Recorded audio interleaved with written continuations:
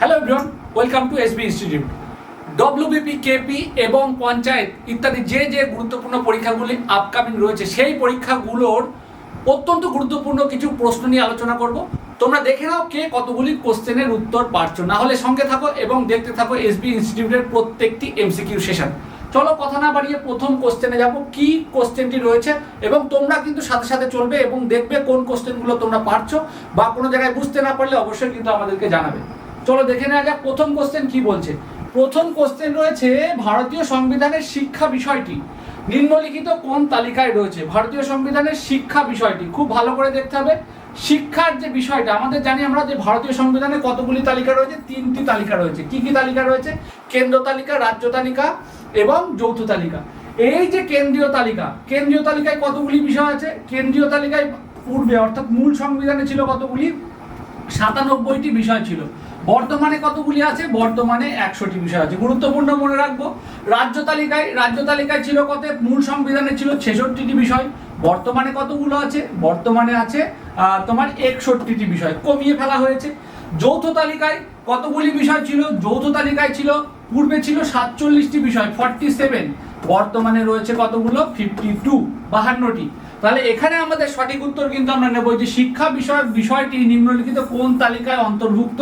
সেটা হচ্ছে যে যৌথ তালিকা বা অপশন সি থেকে। ঠিক আছে, অপশন সি তে রয়েছে।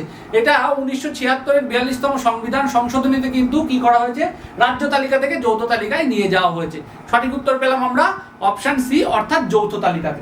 নেক্সট কোশ্চেন দেখো, ভারতীয় সংবিধানে কতগুলি তপশিল রয়েছে? আচ্ছা, ভারতীয় সংবিধানে এখানে আমাদের দেখো আরো একটা জিনিস এই জায়গাটাতে মনে রাখতে হবে। কোশ্চেনটিতে ভুল রয়েছে বলবো না, তবে আমাদের এখানে কিন্তু অবশ্যই দেখে নিতে হবে মূল সংবিধান রয়েছে নাকি বর্তমানে। তোমার এখানে কারণ কি, মূল সংবিধানে একটা ছিল, বর্তমানে একটা। মূল সংবিধানে আমরা জানি মূল সংবিধানে ছিল 8টি তপশিল। বর্তমানে কতগুলো রয়েছে? বর্তমানে রয়েছে 12টা। তাহলে এই কোশ্চেন পড়ে আমি বুঝতে পারবো না কোনটা 12টা না একটা। সেই জন্য আমাদের ভারতীয় কি এখানটায় মূল সংবিধানটা থাকা উচিত ছিল। দেখো কিন্তু মূল সংবিধানের এখানে যেহেতু অপশনে আমি দেখতে পাচ্ছি না, সেই জন্য আমি এই কোশ্চেনটা এটা কেটে আমি কি করছি যে বর্তমান করে দিচ্ছি। বর্তমানে ভারতীয় সংবিধানে কতগুলি তফসিল রয়েছে? অর্থাৎ বর্তমানে দেখো 12টি। অপশন ডি সঠিক উত্তর হচ্ছে অপশন ডি। মূল সংবিধানে 8, বর্তমানে 12। খুব গুরুত্বপূর্ণ কিন্তু প্রত্যেকটা জিনিস কিন্তু মনে রাখতে হবে। আর প্রত্যেকটা কোশ্চেন প্র্যাকটিস এমন ভাবে হবে যাতে কোশ্চেন দেখা মাত্রই উত্তর হয়ে যায়। অপশন নিয়ে যাতে তোমাদেরকে কোনো বিপত্তিতে না পড়তে হয়। চলো দেখবো নেক্সট কোশ্চেন কি আছে। ভারতীয় সংবিধানের কোন ধারাটি আমাদেরকে পঞ্চায়েতি রাজ ব্যবস্থা সম্পর্কে অবগত করে বা পঞ্চায়েতি রাজ ব্যবস্থা সম্পর্কে আমরা জানতে পারি কোন ধারাটি থেকে? ভালো করে দেখবো। 36 ধারা রয়েছে, অপশন বি 39 ধারা, অপশন সি 40, অপশন ডি 48। সঠিক উত্তর আমরা কিন্তু নেবো অপশন সি। 40 ধারাতে কিন্তু স্বশাসনের একক হিসাবে গ্রাম পঞ্চায়েতের কথা বলা রয়েছে। স্বশাসনের একক হিসেবে গ্রাম পঞ্চায়েতের কথা বলা রয়েছে কোথায়? পার্ট 4-এ 40 ধারাতে। পার্ট 4-এ কি আছে? পার্ট 4-এ দেখে নাও। পার্ট 4-এ বা অধ্যায় 4 ভারতীয় সংবিধানের পার্ট 4-এ কি আছে? ডিপিএসপি আছে বা directive principle of state policy. কত ধারাতে আছে? না 36 থেকে 51 ধারাতে। কি বললাম বোঝা গিয়েছে? তাহলে পার্ট 4-এ আছে কি? ডিপিএসপি। আর এই ডিপিএসপির ভিতরেই ধারা রয়েছে 40 ধারা, অর্থাৎ 40 ধারাতে কিন্তু রয়েছে স্বশাসনের একক হিসেবে যে পঞ্চায়েতি রাজ ব্যবস্থা সম্পর্কে অবগত করছে। এখানে আরো একটা জিনিস আমাদের মনে রাখতে হবে, পঞ্চায়েতি রাজ ব্যবস্থা কিন্তু খুব গুরুত্বপূর্ণ। পঞ্চায়েতি রাজ ব্যবস্থার কথা বললেই কিন্তু আমাদের কি 73তম সংবিধান সংশোধনী কিন্তু আমাদের মনে রাখতে হবে। ঠিক আছে, আমি অ্যামেন্ড লিখলাম। 73তম সংবিধান সংশোধনী কত সাল? 1992 সাল। 1992 সাল 73তম সংবিধান সংশোধনী। আর কি এই 74তম সংবিধান সংশোধনী কত সাল? সেটাও কিন্তু 1992 সাল। দুটোই কিন্তু একই সাল। ঠিক আছে, এই 73-এ মনে রাখবো বারবার করে, 73 হচ্ছে পঞ্চায়েতি রাজ ব্যবস্থা। 73তম সংবিধান সংশোধনী 1992 কত হচ্ছে? পঞ্চায়েতি রাজ ব্যবস্থা। বারবার করে বলছি কিন্তু। আর এই পঞ্চায়েতি রাজ ব্যবস্থা প্রথম কিন্তু যে রাজ্যে চালু হচ্ছে সেটা হচ্ছে রাজস্থান। ভালো করে মনে রাখবো, রাজস্থানে কত সালে চালু হচ্ছে? রাজস্থানে চালু হচ্ছে 1959 সালে কিন্তু রাজস্থানের নাগাউর জেলায়। কোথায়? রাজস্থানের নাগাউর জেলায় প্রথম কিন্তু এই ত্রিস্তরীয় পঞ্চায়েতি রাজ ব্যবস্থার কথা কিন্তু পঞ্চায়েতি রাজ ব্যবস্থা চালু হচ্ছে। কততম সংবিধান সংশোধনী? 73তম সংবিধান সংশোধনী 1992। কি বললাম বলছি যে এটা কিন্তু মনে রাখতে হবে। আর দ্বিতীয় রাজ্য যেখানে আর কি পঞ্চায়েতি রাজ ব্যবস্থা চালু হচ্ছে সেটাও মনে রাখবো, সেটা হচ্ছে যে অন্ধ্রপ্রদেশ। এটা কিন্তু মনে রাখবা, তখন জওহরলাল নেহরু কিন্তু প্রধানমন্ত্রী ছিলেন আর কি। কি বললাম এটুকু পরিষ্কার হয়ে গেছে। আবার বলছি পঞ্চায়েতি রাজ ব্যবস্থার বিষয়ে যে আর কি বিষয়গুলো 40 ধারা অর্থাৎ ডিপিএসপির ভিতরে যে 40 ধারা, সেই 40 ধারায় পঞ্চায়েতি রাজ ব্যবস্থার কথা কিন্তু বলা রয়েছে, অর্থাৎ স্বশাসনের একক হিসেবে পঞ্চায়েত ব্যবস্থা গঠনের কথা কিন্তু সুপারিশ করা রয়েছে ডিপিএসপির ভিতরে। আর ত্রিস্তরীয় পঞ্চায়েত ব্যবস্থা ভারতীয় সংবিধান তথা ভারতে আর কি কার্যকর হচ্ছে কত সালে? 1992 সালে 73তম সংবিধান সংশোধনীর মাধ্যমে। প্রথম কোন রাজ্যে হচ্ছে না রাজস্থানে। রাজস্থানের কোন জেলায়? নাগাউর জেলায়। তখন প্রধানমন্ত্রী কে থাকছে? তখন প্রধানমন্ত্রী জওহরলাল নেহরু থাকছে। কি বললাম বুঝে গেছে? দ্বিতীয় রাজ্য কোনটা? দ্বিতীয় রাজ্য হচ্ছে অন্ধ্রপ্রদেশ। এইগুলো কিন্তু তোমাদেরকে মনে রাখতে হবে। আরো দুটি কমিটির কথা তোমাদের মনে রাখতে হবে যে এই পঞ্চায়েত রাজ ব্যবস্থার সঙ্গে যুক্ত, সেটা হচ্ছে বলবন্ত রায় মেহতা কমিটি এবং অশোক মেহতা কমিটি।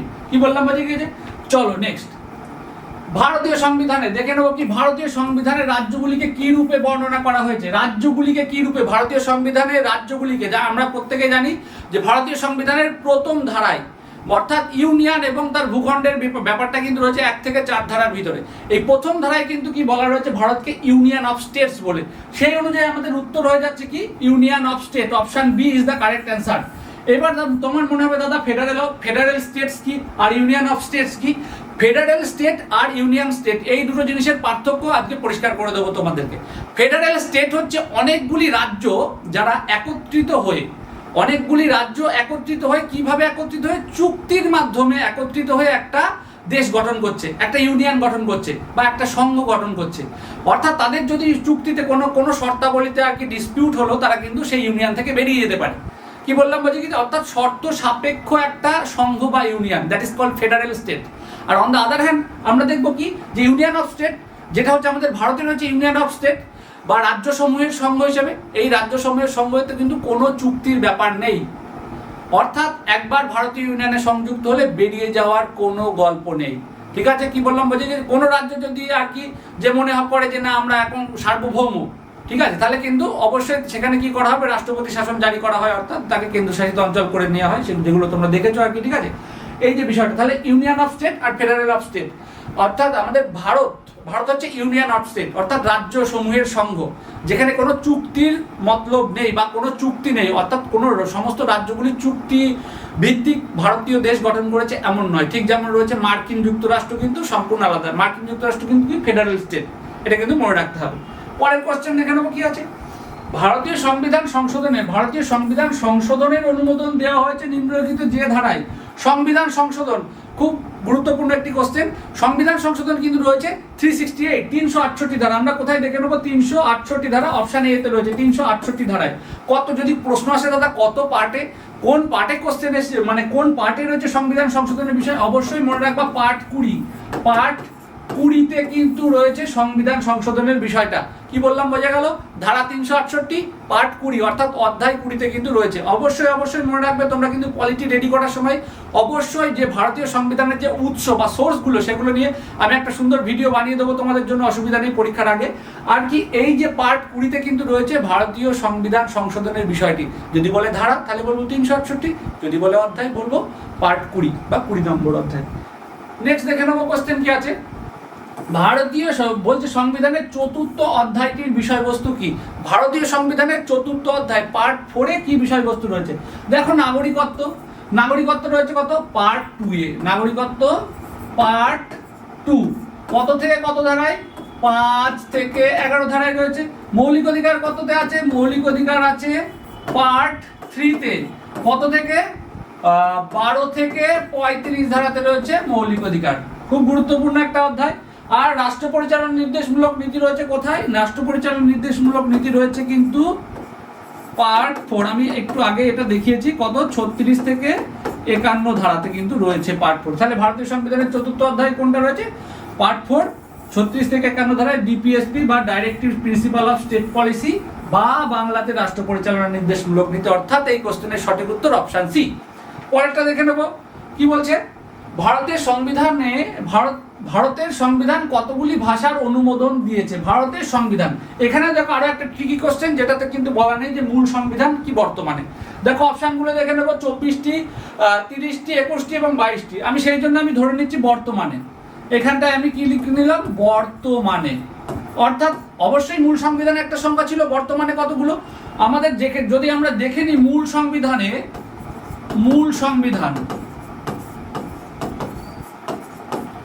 সংবিধান কত সালে কার্যকর হয়েছিল, 1950 সালে। অর্থাৎ 1950 সালে কার্যকর হওয়ার পরে সংবিধানে কতগুলো ভাষার অনুমোদন ছিল, 14টি ভাষার অনুমোদন কিন্তু ছিল। মূল সংবিধান যখন আর কি কার্যকর হচ্ছে তখন 14টি ভাষার অনুমোদন ছিল। আমাদের এখানে কোশ্চেন রয়েছে, যেহেতু আমি এটা এডিট করে দিলাম, যে বর্তমানে ভারতের সংবিধান কতগুলি ভাষার অনুমোদন দেয়, 24, 30, 21, 22। Option D is the correct answer. 22টি ভাষার অনুমোদন কিন্তু রয়েছে। কি বললাম, বুঝে গেছে? অর্থাৎ 22টি ভাষায় কিন্তু বর্তমানে ভারতীয় সংবিধান অনুমোদন দিয়েছে। যদিও ভারতের কোনো রাষ্ট্রীয় ভাষা নেই, তবে হিন্দিকে আর কি যাবতীয় কার্য পরিচালনা করার জন্য কিন্তু প্রমোট করা হয় হিন্দি এবং ইংরেজিকে। কি বললাম, বুঝে গেছে? যেমন সুপ্রিম কোর্টে পুরো সমস্ত কার্যাবলী কিন্তু আর কি ইংরেজিতে পরিচালিত হয়। নেক্সট কোশ্চেন দেখবো কি আছে। ভারতীয় মূল সংবিধানে মোট কতগুলি ধারা সম্বলিত? ভারতীয় মূল সংবিধান, এটাই দেখো যা পরিষ্কার করে বলা রয়েছে যে ভারতীয় মূল সংবিধান কতগুলি ধারা সম্বলিত। অর্থাৎ যে ভারতীয় মূল সংবিধান মানে কিন্তু 1950 1950 সালে যে সংবিধান কার্যকর হয়েছিল সেই সংবিধানে যা যা ছিল তাই হচ্ছে মূল সংবিধান। আর বর্তমানে বিভিন্ন রকম সংশোধনীর পরে যে ধারা এবং উপধারাগুলো অ্যাড হয়েছে ভারতীয় সংবিধানে, সেগুলো হচ্ছে যে বর্তমান সংবিধানের আর কি সংখ্যা। দেখে নেব অপশন কি, 440, 395, 448, 390। যেহেতু মূল সংবিধানের কথা বলেছে, আমরা অপশন বিটাকে বেছে নেবো, অর্থাৎ 395। আমরা প্রত্যেকেই জানি 395টি ধারা কিন্তু মূল সংবিধানে ছিল। যদিও বর্তমানে 470 বিভিন্ন ধারা উপধারা সংশোধনীর ধারা উপধারাগুলো যদি এখন বর্তমানে মেলাই, 470 ধারা রয়েছে কিন্তু বর্তমান সংবিধানে। মূল সংবিধানে 395টি ধারা, 8টি তপশিল, আর কতগুলি অধ্যায়, 22টি অধ্যায় ছিল। নেক্সট দেখে নেব। গুরুত্বপূর্ণ কোশ্চেন, ভালো করে পড়তে হবে। যে কোশ্চেনগুলো খুব বড় বড় থাকবে, দেখে কোনো ঘাবড়ানোর বিষয় নেই, ভালো করে পড়তে হবে। বড় বড় কোশ্চেন এবং বড় বড় অঙ্ক, সেগুলোই কিন্তু সহজ হয়। বলছে সংবিধানে কেন্দ্র, রাজ্য এবং যুগ্ম তালিকায়, যেটা প্রথম কোশ্চেন ছিল আজকে সেশনে, যে আর কি বিভিন্ন তালিকা বলে দিলাম, বিধিবদ্ধ রয়েছে। কিন্তু এমন কোনো বিষয় যদি সমস্যা সৃষ্টি হয় যা কোনো তালিকায় নেই, মানে ওই যে তিনখানা তালিকা ছিল সেই তালিকার কোনো বিষয়ে নেই, হতেই পারে এমন কিছু বিষয়, তখন সেই সমস্যার সমাধানের দায়িত্ব কার? অবশ্যই সমস্যাকে মানে দেশের রাষ্ট্রের জন্য একটা সমস্যা হলে সেই সমস্যাকে অবশ্যই সমাধান করতে হবে। সেই সমস্যাটা এবারটা যদি সমস্যা সমাধানের দায়িত্ব কার ওপরে আর কি বিষয়টা বলা না থাকে, সমস্যা সমাধানের বিষয়টাও যদি তালিকাতে বলা না থাকে, এবং মানে সেই বিষয়টা যদি আর কি উল্লেখিত না থাকে এবং সমাধানের দায়িত্বও যদি উল্লেখিত না থাকে, তাহলে কি করে হবে? তাহলে জটিলতা সৃষ্টি হবে। সেই জন্য কিন্তু ভারতীয় সংবিধানে এটা বলে দেওয়া আছে, এই 3টি তালিকার বহির্ভূত যে কোনো বিষয়ে যদি কোনো আর কি জটিলতা সৃষ্টি হয়, সেই বিষয়টি মানে আর কি সমাধানের দায়িত্ব কিন্তু থাকছে কেন্দ্রীয় আইনসভার হাতে। দেখে নেব কি অপশন এতে রয়েছে, কেন্দ্রীয় আইনসভা, রাজ্য আইনসভা, এ ও বি উভয় সঠিক, কোনোটি নয়। সঠিক উত্তর অপশন এ, কেন্দ্রীয় আইনসভার হাতে। খুব গুরুত্বপূর্ণ বিষয়, এটা কিন্তু কেন্দ্রীয় আইনসভার হাতে। অনেকে কিন্তু এখানে ভুল করে যৌথ তালিকা বা ইত্যাদি বলে দিতে পারে, কিন্তু এখানে পরিষ্কার বলে দেওয়া আছে যদিও আর কি যে 3টি তালিকায় নেই। কি বললাম, বুঝে গেছে? অর্থাৎ এটা পরিষ্কার মনে রাখবে, 3টি তালিকার বহির্ভূত যে কোনো বিষয়ে জটিলতা সৃষ্টি হলে তাই সেই সমস্যা সমাধানের দায়িত্ব কেন্দ্রীয় আইনসভার হাতে থাকবে। কি বললাম, বুঝে গেল? পরের কোশ্চেন দেখে নেব। ভারতীয় সংবিধানের 5 থেকে 11 ধারায়, ভারতের 5 থেকে 11 ধারায় নিম্নলিখিত কোন বিষয়টি রয়েছে? মৌলিক কর্তব্য কত ধারায় আছে? 51 এ ধারাতে রয়েছে। মৌলিক কর্তব্য 51 এ ধারাতে রয়েছে। ঠিক আছে, এটা কত পার্টে আছে? পার্ট 4 আছে। আচ্ছা, ডিপিএসপি সেটাও তো পার্ট 4 রয়েছে। ইউনিয়ন এবং তার ভূখণ্ড কত রয়েছে? পার্ট 1 রয়েছে। নাগরিকত্ব রয়েছে কত? ভারতীয় এটা আচ্ছা, এটা কত থেকে 5 থেকে 11 ধারায় কি বিষয় আছে? 5 থেকে 11 ধারায় আছে কত? নাগরিকত্ব। Option D is the correct answer. ঠিক আছে, এটা কত অধ্যায়ে আছে? পার্ট 2 তে। কি বললাম, বোঝা গেল? তারপরে দেখে নেব, ভারতীয় সংবিধানের কোন ধারায় রাষ্ট্র পরিচালনার নির্দেশমূলক নীতি নিহিত রয়েছে? এটা তো অলরেডি 3-4 বার হয়ে গেল আর কি, বলে দেওয়া হয়েছে। কি বলছে? 12 থেকে 35 ধারায়, আমরা জানি 12 থেকে 35 ধারায় কি রয়েছে? ফান্ডামেন্টাল রাইটস রয়েছে। 5 থেকে 11 ধারায় রয়েছে কি? নাগরিকত্ব রয়েছে। 36 থেকে 51 ধারায় কি রয়েছে? ডিপিএসপি রয়েছে।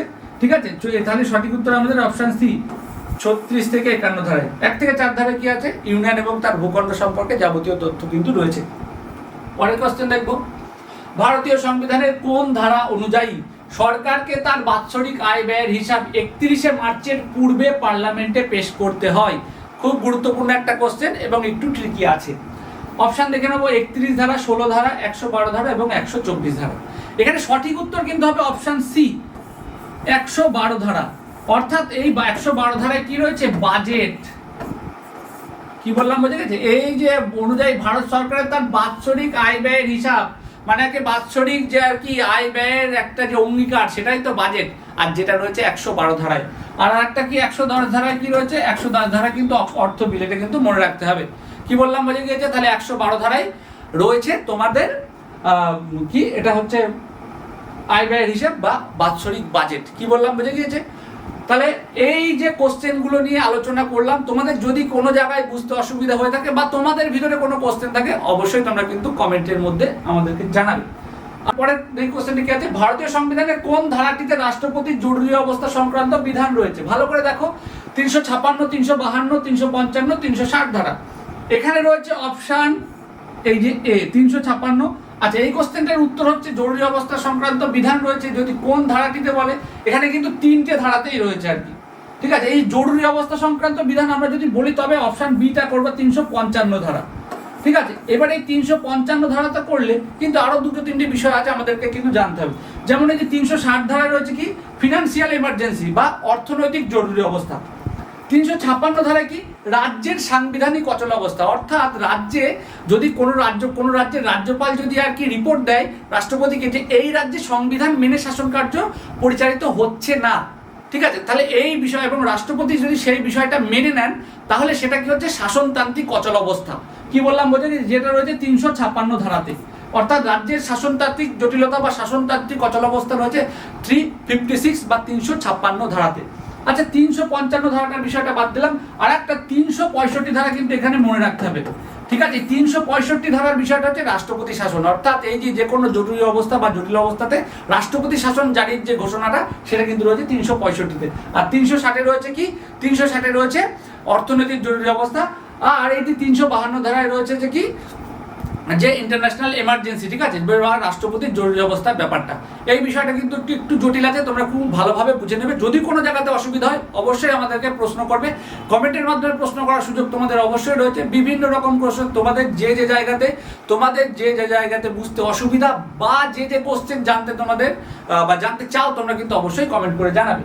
তাহলে আমরা আবার আরেকবার রিকল করছি, 360 ধারায় রয়েছে ফিনান্সিয়াল এমার্জেন্সি, রাষ্ট্রপতির জরুরি অবস্থা সংক্রান্ত বিধান রয়েছে 352 ধারায়।